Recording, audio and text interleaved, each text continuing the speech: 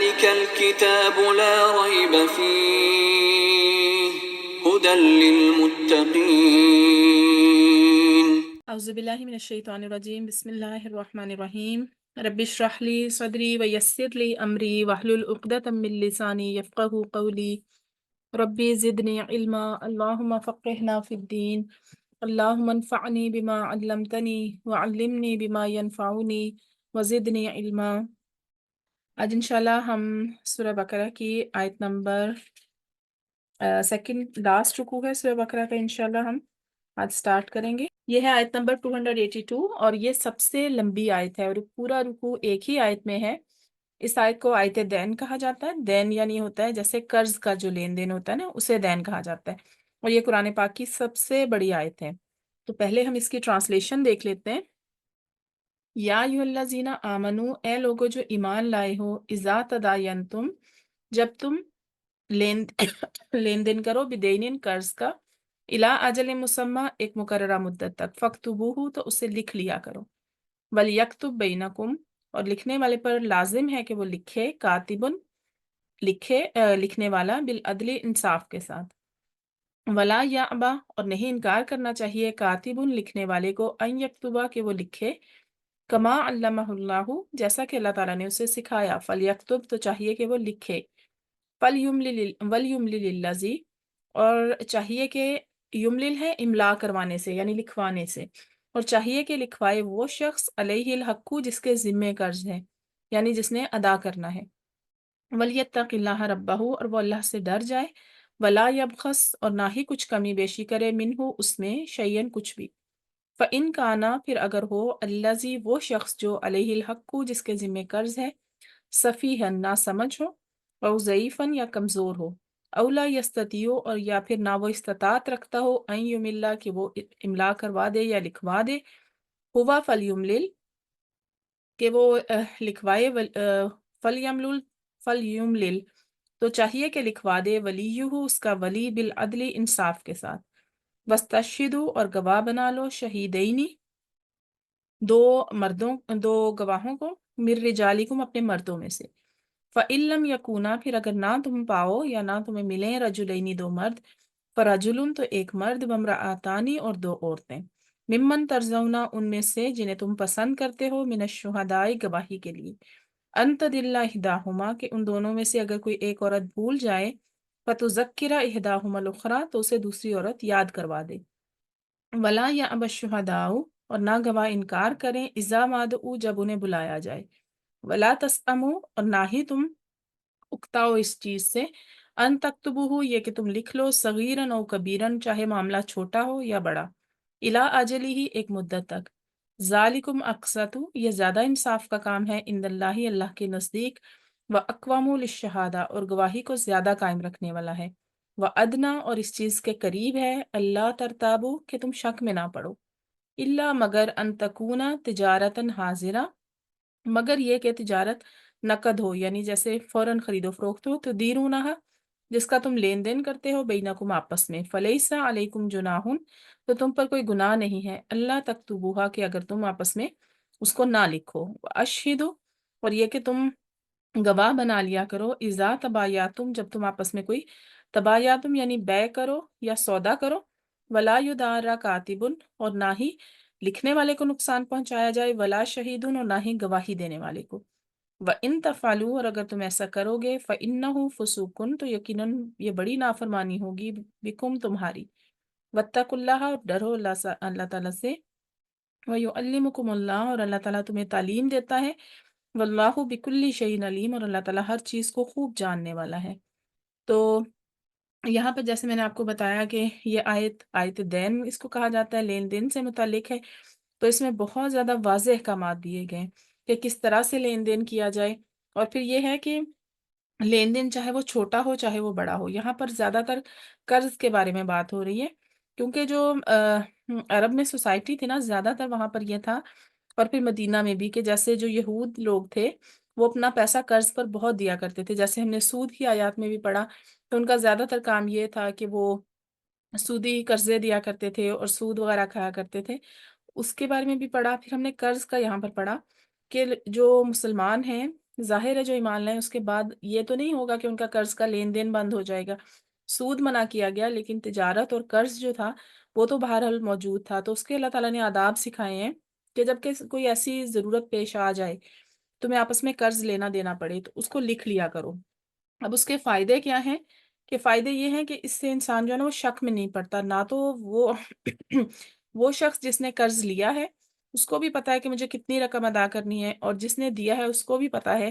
کہ یہ رقم اتنی ادا کرنی ہے۔ اب یہاں پر لکھنے کا معاملہ کیوں ہے؟ کیونکہ ہمیں پتا چلتا ہے کہ وہاں پر نا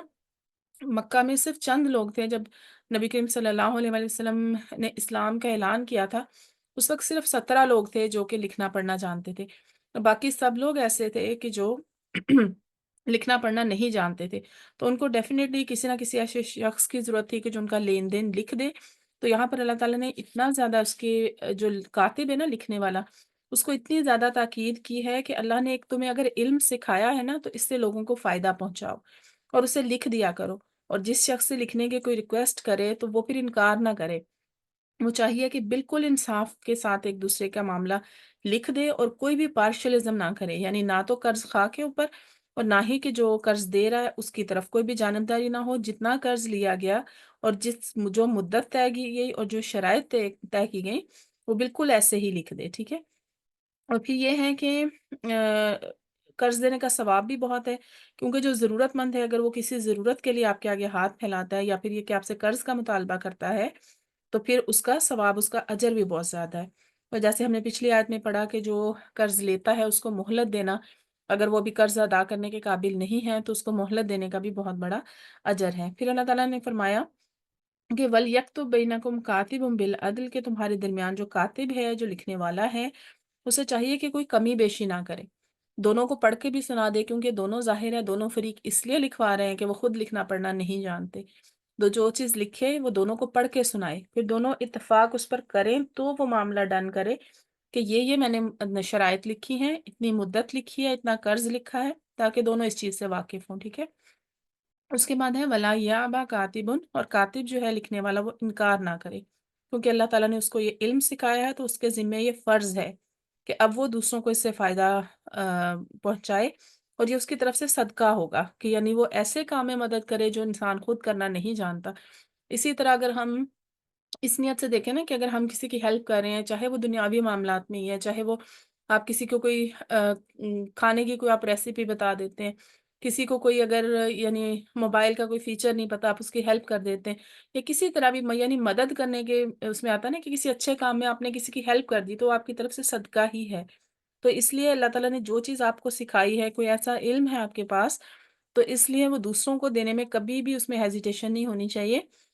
یا اگر اس کو چھپا کے رکھنے کی نہیں ہونی چاہیے کہ اگر یہ چیز مجھے پتا ہے تو یہ میری سیکرٹ چیز ہے، یہ تو میں نہیں بتاؤں گا اور میں ہی ہمیشہ ایسے میں خود سے فائدہ اٹھاؤں گا، تو اس چیز کی بجائے اس کسی کو سکھا دینا، اپنے علم سے، اپنی کسی صلاحیت سے کسی کو فائدہ دے دینا، تو یہ اللہ تعالیٰ کے نزدیک بہت پسندیدہ ہے۔ اور پھر یہ ہے کہ وَلْيُمْلِلِ الَّذِي عَلَيْهِ الْحَقُّ، اور لازم ہے کہ وہ شخص لکھوائے جس کے ذمہ قرض ہے، یعنی قرض لکھوانا جو ہے وہ کس لیے اس کی ذمہ داری ہے، کیونکہ جس نے قرض دیا ہے نا وہ تو اپنی شرائط پہ لکھوا دے گا، لیکن جو قرض لے رہا ہے نا جب وہ لکھوائے گا تو اس کا مطلب یہ ہے کہ وہ ایک طرح کی گارنٹی دے رہا ہے کہ میں نے اتنے پیسے لیے ہیں اور میں اتنی مدت میں اس کو واپس کروں گا، اس کے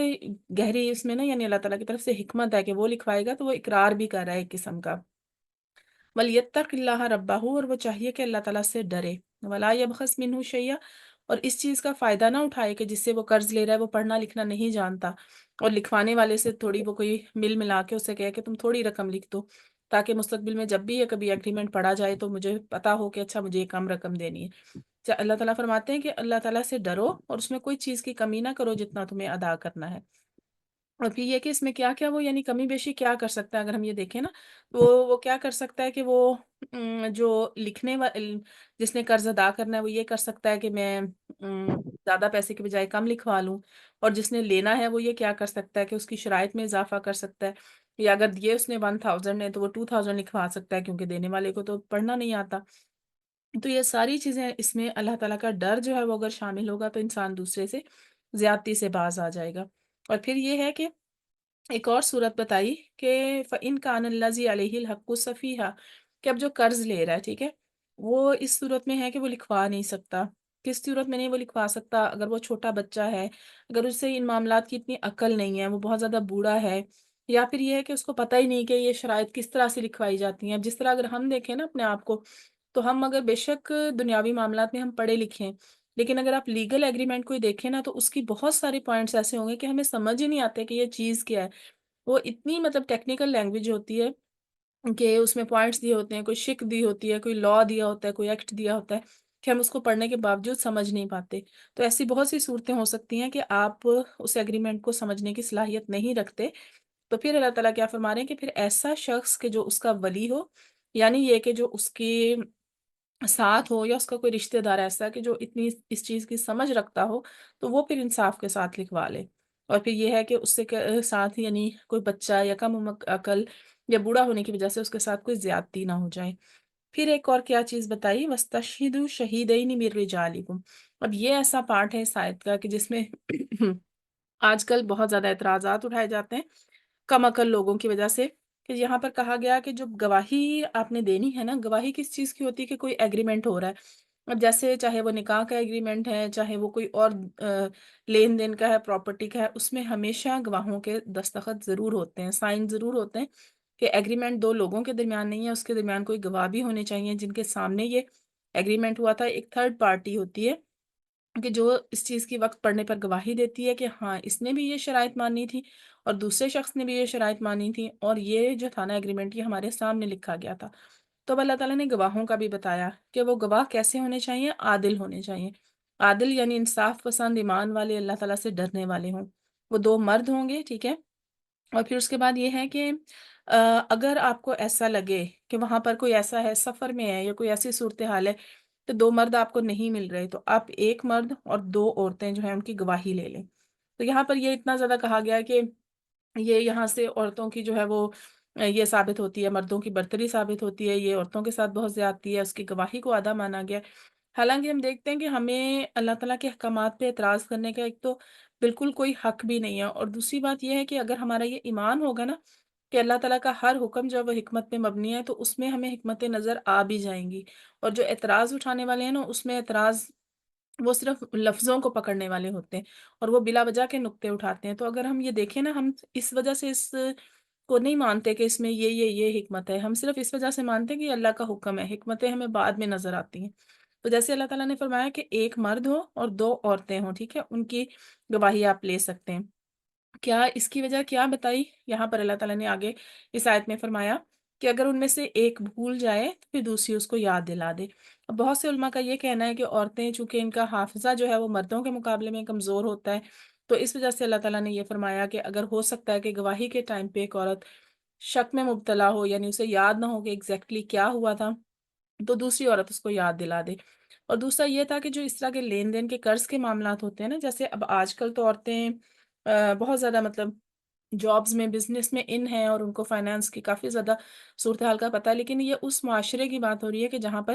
مرد ہی یہ سارا لین دین کرتے تھے، عورتیں میں بہت ریئر، جیسے حضرت خدیجہ کے بارے میں پتہ چلتا ہے کہ وہ بزنس وومن تھیں، لیکن وہ بھی اپنی بزنس کے لیے آگے بھیجتی تھیں اپنے غلاموں کو، مطلب مال دے کے، جیسے آپ کے غلام میسرہ کے بارے میں آتا ہے کہ جو آپ صلی اللہ علیہ وآلہ وسلم کے ساتھ گیا تھا۔ تو عورتوں کو ان معاملات کی نا اتنی سمجھ بوجھ بھی نہیں تھی کہ یہ کس طرح سے گواہی دی جاتی ہے، یہ جو معاملات لکھے گئے ہیں اس کا کیا مطلب ہے۔ تو اس وجہ سے یہاں فرمایا گیا کہ عورتوں کو جو ہے نا وہ مطلب اگر ہو سکتا ہے کہ ان معاملات میں وہ بھول جائیں تو دوسری اس کو یاد کروا دے، اس وجہ سے۔ اور پھر دوسرا یہ ہے کہ کچھ علماء کے مطابق کہ جو عورتوں کا بھولنا ہے نا، یہ بھی اللہ تعالیٰ کی طرف سے ایک بہت بڑا، یعنی عورتوں پہ ایک اللہ تعالیٰ کا احسان عظیم ہی ہے۔ کیونکہ دیکھیں جب آپ ایک گھر میں ایک عورت جو ہے نا وہ سب آرڈینیٹ کی طرح رہتی ہے، حکمرانی یا پھر جو گھر میں فیصلے کا زیادہ تر اختیار مردوں کو ہوتا ہے، چاہے وہ باپ کی صورت میں ہو، چاہے وہ شوہر کی صورت میں، چاہے وہ بھائی ہوں۔ تو یہاں پر یہ ہوتا ہے کہ جب آپ پھر آپ کو حکم ماننا ہوتا ہے، بات ماننی ہوتی ہے نا، تو بہت سی چیزیں ایسی ہوتی ہیں کہ جو آپ کو ناگوار گزرتی ہیں۔ تو یہ عورتوں کی یہی نیچر ہے جس کی وجہ سے گھر جو ہے نا وہ چل جاتے ہیں، یا پھر یہ کہ صلح صفائی کے معاملات ہو جاتے ہیں کہ عورت جلدی بھول جاتی ہے۔ تو یہ بھی اللہ تعالیٰ کی طرف سے کہا جاتا ہے کہ اس کا عورتوں کا بھولنا بڑا جو ہے نا وہ عورتوں پر کیا کہتے ہیں کہ احسان ہے اللہ تعالیٰ کا۔ پھر اس کے بعد ایک اور چیز یہ ہے کہ عورت زیادہ نا جلدی پریشر میں بھی آ جاتی ہے، تو اس کی وجہ سے بھی اللہ تعالیٰ نے یہ کہا گیا کہ زیادہ تر ان معاملات میں مردوں کو ہی ملوث کیا جائے، لیکن اگر کبھی ایسی ضرورت پیش آ جائے تو عورت کی گواہی کو بھی یہ نہیں کہا گیا کہ بالکل ریجیکٹ نہیں کر دیا گیا، لیکن کچھ ایسے معاملات ہوتے ہیں جیسے یعنی ہماری استاذہ جیسے لیکچر میں بتا رہی تھی کہ جن میں صرف عورت کی گواہی ہی کام آتی ہے، جیسے کچھ یعنی اگر ذات کے معاملات ہو جائیں، ولادت کے معاملات ہو جائیں، تو وہاں پر عورت کی گواہی کو ہی پوری گواہی مانا جائے گا۔ اور پھر یہ ہے کہ دوسری جگہ کہا گیا کہ یہاں پر اسی آیت میں ہمیں آگے جا کے پتا چل رہا ہے کہ جب گواہوں کو بلایا جائے نا تو پھر وہ انکار نہ کریں۔ اب دیکھیں گواہوں کو بلانا، اگر ایک مرد گواہ ہے یا دو مرد گواہ ہیں تو ان کو آپ نے بلایا اور وہ خود آ گئے، لیکن اگر عورت کی صورت میں اگر ایک عورت گواہ ہے نا تو اس کے لیے گواہی کے لیے پیش ہونا بھی مشکل ہے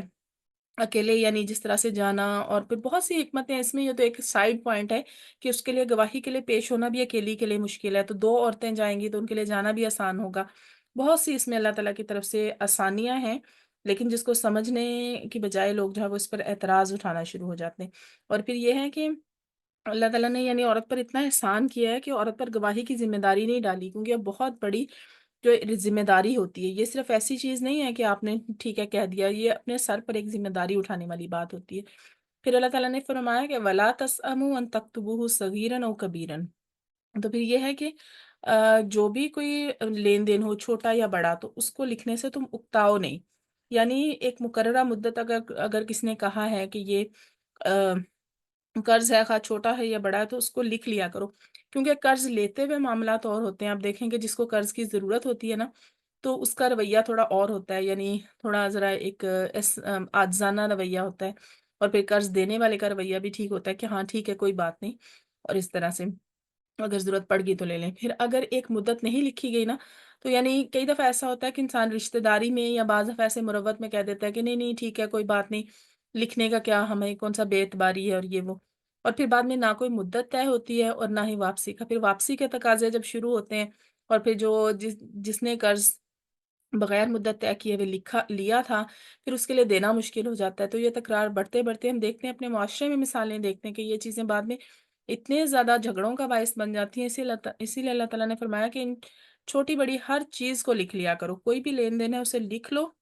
کیونکہ یہ بعد کے لیے بہتر ہے۔ پہلے تو آپ یہ کہیں نا کہ مطلب کوئی بات نہیں، کوئی ہماری بے اعتباری نہیں ہے یا ایسی کوئی بات نہیں ہے، لیکن اللہ تعالیٰ کا حکم جو ہے نا وہ اس میں بہت حکمتیں ہیں۔ اللہ تعالیٰ کا ہر حکم جو ہے نا وہ انصاف پر مبنی ہے۔ اللہ تعالیٰ نے فرمایا کہ اس کو لکھ لو تاکہ بعد میں جو ہے نا وہ کوئی اس طرح کی بات پیش نہ آئے یا کوئی معاملہ پیش نہ آئے، اور یہ کوئی دوسرے پر بے اعتباری کی بات بھی نہیں ہے، اللہ کا حکم ہے کہ قرض کی دستاویز بنوا لی جائے۔ اور پھر یہ ہے کہ ذالکم اقسط عند اللہ، یہ اللہ تعالیٰ کے نزدیک زیادہ جو ہے وہ انصاف والا ہے۔ اور پھر یہ ہے کہ اس میں کوئی ایک جیسے کہہ لیں نا مس انڈرسٹینڈنگ نہیں ہوتی دونوں طرف سے۔ اقوام الشہادتی، اور گواہی کو زیادہ قائم کرنے والا ہے، یعنی جب تحریری آپ کے پاس ہوتی ہے نا اسٹیٹمنٹ تو پھر اس میں کسی بھی جھگڑے سے بچا جا سکتا ہے۔ وَأَدْنَىٰ أَلَّا تَرْتَابُوا، اور زیادہ قریب ہے کہ تم شک میں نہ پڑو، یعنی انسان کو کئی دفعہ شک بھی لاحق ہو جاتا ہے، یا پھر یہ کہ اس طرح ہو جاتا ہے کہ جس سے قرض لیا یا جس نے قرض دیا سوری قرض لینے والا یا دینے والا دنیا سے چلا گیا اور اس طرح کے معاملات نہیں لکھے گئے، اب اس کی اولاد جس نے دیا تھا، کئی دفعہ ایسا ہوتا ہے مطلب ہمارے جو پرانے بزرگ ہیں ان میں دیکھا گیا تو وہ اپنے پیسوں کے معاملات اتنے زیادہ اپنے بچوں سے بھی شیئر نہیں کرتے۔ کئی دفعہ ایسا ہوا کہ اس نے قرضہ دیا، دنیا سے چلا گیا، اپنے بچوں سے بھی شیئر نہیں کیا، کہیں لکھا ہوا بھی نہیں ہے، ٹھیک ہے، یا قرض جس نے لیا وہ دنیا سے چلا گیا اور بعد میں پھر اس کا تقاضا ہوا کہ اس نے اتنا قرض لیا ہوا تھا، اب اگر تو تقاضا کرنے والا اللہ تعالیٰ سے ڈرنے والا ہے تو وہ ایگزیکٹ رقم بتائے گا، ادروائز ایسا بھی ہو سکتا ہے کہ وہ بڑھا کے بیان کر دیتا ہے کہ اس کا تو اتنا اور اتنا میرے اوپر قرض تھا، یا مجھے اس نے مجھے ادا کرنا تھا۔ تو ان ساری چیزوں سے بچنے کے لیے اللہ تعالیٰ نے فرمایا کہ وہ ادنا اللہ ترتابو، اور یہ ہے کہ تم شک میں نہیں پڑو گے۔ یہ ساری چیزیں نا انسان کو بہت زیادہ کمپلیکیشن سے بچاتی ہیں، اللہ مگر ایک صورت یہ ہے کہ ان تکونا تجارتاً حاضرہ، کہ کوئی نقد تجارت ہو۔ نقد تجارت سے مراد یہ ہے کہ جیسے آپ کسی اسٹور پر گئے، آپ نے جو ہے وہ کوئی چیز خریدی، اسی وقت آپ نے اس کے پیسے ادا کر دیے، تو اس کو نہ بھی لکھا جائے تو کوئی ضرورت نہیں ہے ایسی۔ زیادہ تر آپ نے دیکھا ہوگا جس طرح پاکستان میں یہ چھوٹی شاپس ہوتی ہیں، یہاں پر ہمیشہ قرض کے رجسٹر ہوتے ہیں کہ اگر کسی نے بعد میں دینے کا وعدہ کیا ہو تو اس کا نام لکھ لیا جاتا ہے، اس کی اماؤنٹ لکھ لی جاتی ہے کہ اتنے کی اس نے یہ چیز لی تھی، لیکن جو ہاتھ کے ہاتھ تجارت ہوتی ہے نا، کوئی آیا اس نے چیز خریدی پیسے دیے تو اس کو لکھا نہیں جاتا، اور اس کا اتنا کوئی اس کا حرج بھی نہیں ہے اس میں۔ پھر اس کے بعد ہے فلیس علیکم جناح اللہ تکتبوہا، تو تم پر کوئی گناہ نہیں ہے کہ تم اس کو نہ لکھو، واشہدوا اذا تبایعتم، اور تم گواہ بنا لو جب تم آپس میں سودا کر لیا کرو. یعنی سودا یہاں مراد ہے، بے کرنا مراد ہے بڑی بڑی چیزوں کی، جیسے کوئی گھر ہو گیا، کوئی باغ ہو گیا، کوئی گاڑی ہو گئی. تو یہ جو ہے نا، اس طرح کی چیزوں میں اگر کسی کو گواہ بنا لیا جائے تو یہ زیادہ بہتر ہے. اور پھر یہ ہے کہ پھر اللہ تعالیٰ نے فرمایا کہ ولا یدارا کاتب ولا شہید، نہ ہی لکھنے والے کو کوئی نقصان پہنچایا جائے اور نہ ہی گواہ کو. یعنی گواہ کو نہ تو کاتب کو کوئی نقصان پہنچایا جائے، کاتب یا لکھنے والے کو گناہ سوری اس کو جو نقصان ہے وہ اس صورت میں پہنچایا جا سکتا ہے کہ اسے کوئی جھوٹی چیز لکھنے پر مجبور کر دیا جائے، ایسی شرط کہ جو یعنی حق پر مبنی نہیں ہے، لکھوایا کچھ اور، سودا کسی اور چیز کا ہوا، اور پھر اس کو مجبور کیا جائے کہ تم یہی لکھ دو. اور گواہ کو نقصان کیسا پہنچایا جا سکتا ہے کہ گواہ کو بار بار یعنی کسی دور دراز کے علاقے سے بلانا، یا پھر یہ کہ اسے جھوٹی گواہی دینے پر مجبور کرنا. جو طاقتور پارٹی ہے وہ گواہوں کو سب سے پہلے کیا کرتی ہے، عدالتوں میں یا کوئی ایسے جھگڑے ہوں یا کوئی ایسی صورتحال ہو، سب سے پہلے کون خریدا جاتا ہے؟ گواہ. اور گواہوں کو بھی چاہیے کہ اگر وہ کسی چیز کی گواہی دے رہے ہیں تو وہ اللہ تعالیٰ سے ڈر کر اپنی گواہی پر قائم رہیں. جو چیز انہوں نے دیکھی، جس چیز میں وہ گواہ بنائے گئے، جس ایگریمنٹ میں وہ موجود تھے، تو اس کو پھر چینج نہ کریں. پھر جتنا مرضی پریشر ہو، پھر یہ نہ ہو کہ اچھا تھوڑے پیسے لے کے تو ایک پارٹی کی طرف جھک گئے، تو اس کو جو ہے وہ گواہی کو چھپانا نہیں چاہیے. وَإِن تَفْعَلُوا، اب اتنے زیادہ واضح احکامات کے بعد اللہ تعالیٰ فرما رہے ہیں کہ اگر پھر بھی تم ان میں سے کوئی ایسا کام کرو گے کہ اگر اس کو کسی کو نقصان پہنچاؤ گے، گواہی کو بدلو گے، تو پھر وہ یقیناً بہت بڑی نافرمانی ہوگی. یعنی اگر تم نے اس کی مخالفت کی جس کا اللہ تعالیٰ تمہیں حکم دے رہے ہیں، تو پھر یہ گناہ کی بات ہے. وَاتَّقُوا اللَّهَ، اور اللہ تعالیٰ سے ڈر جاؤ ان احکامات کے بارے میں، اور پھر اللہ تعالیٰ سے ثواب کی امید رکھ کر وہی کام کرو، اسی طرح لین دین کرو جیسے اللہ تعالیٰ نے حکم فرمایا ہے. واللہ بکل شیء علیم، اور اللہ تعالیٰ ہر چیز کو خوب جاننے والے ہیں. یعنی جو بھی قرض کے معاملات ہیں، اس آیت کے کانٹیکس میں اگر دیکھا جائے تو اللہ تعالیٰ ہر چیز کو جاننے والے ہیں، چاہے وہ لکھنے والا ہو، چاہے وہ قرض دینے والا ہو، چاہے وہ قرض لینے والا ہو. ہر کسی کو اپنے ذہن میں یہی بات رکھنی چاہیے کہ اللہ تعالیٰ نگہبان ہے، اصل میں وہی جو ہے نا وہ حاکم ہے، اصل میں وہی قاضی ہے، اور اللہ تعالیٰ سے ڈر کے جو ہے وہ اپنے فرائض سر انجام دینے چاہیے. تو جزاک اللہ خیر. سبحانک اللہم و بحمدک، نشہد ان لا الہ الا انت، نستغفرک و نتوب الیک. السلام علیکم ورحمۃ اللہ وبرکاتہ.